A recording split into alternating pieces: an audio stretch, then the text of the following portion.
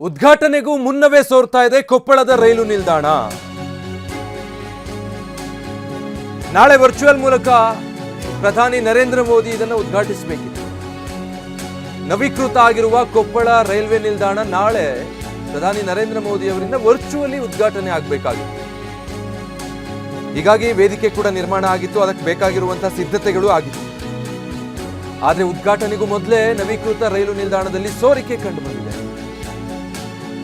ಮಳೆಯಾಗಿದ್ರಿಂದ ನೀರಲ್ಲಿ ತೊಯ್ದು ಹೋಗಿದೆ, ಸೌಂಡ್ ಬಾಕ್ಸ್ಗಳು ಸೋರ್ತಾ ಇದೆ ಅಲ್ಲಿನ ಛಾವಣಿ.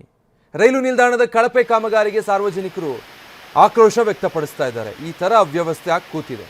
ಇದು ನವೀಕೃತ ಆಗಿರೋ ರೈಲ್ವೆ ನಿಲ್ದಾಣ. ದೇಶದ ಪ್ರಧಾನಿ ನರೇಂದ್ರ ಮೋದಿ ಅವರು ವರ್ಚುವಲಿ ನಾಳೆ ಇದನ್ನು ಉದ್ಘಾಟನೆ ಮಾಡೋರಿದ್ರು. ಆದರೆ ಇಷ್ಟರ ಮಟ್ಟಿಗೆ ಅಲ್ಲಿ ಅವ್ಯವಸ್ಥೆ ಗಬ್ಬೆದ್ದು ಹೋಗಿದೆ ನೋಡಿ.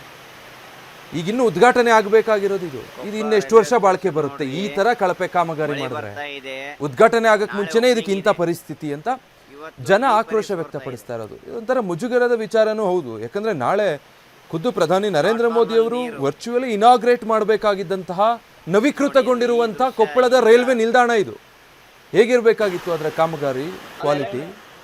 ಆದ್ರೆ ಇಲ್ಲಿ ನೋಡಿ, ಉದ್ಘಾಟನೆ ಆಗೋ ಹಿಂದಿನ ದಿನನೇ ಅದರ ಬಂಡವಾಳ ಏನು ಅನ್ನೋದು ಬಟ ಬಯಲಾಗೋಗಿದೆ. ಸ್ವಲ್ಪ ಜೋರು ಮಳೆ ಆಗಿದ್ದಕ್ಕೆ ಉದ್ಘಾಟನೆ ಆಗೋದಕ್ಕೆ ಮುಂಚೆನೆ ರಿನೋವೇಟ್ ಆಗಿರುವಂತ ರೈಲ್ವೆ ನಿಲ್ದಾಣದ ಪರಿಸ್ಥಿತಿ ಇದು.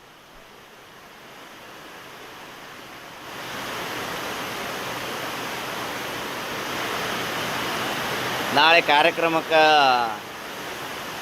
ಎಲ್ಲ ಸಿದ್ಧತೆ ನಡೀತಾ ಇದೆ. ಆದರೆ ಇಲ್ಲಿ ಮಳೆ ಹೊಡೆತಕ್ಕೆ ಪೈಪ್ಲೈನ್ ಪೂರಾ ಡ್ಯಾಮೇಜ್ ಆಗಿದೆ. ಇದು ನೋಡಿ, ನೀರು ಬರ್ತಾ ಇದೆ, ಪೈಪ್ನಲ್ಲಿದ್ದ ಎರಡು ಕಡೆ ನೀರು ಬರ್ತಾ ಇದೆ.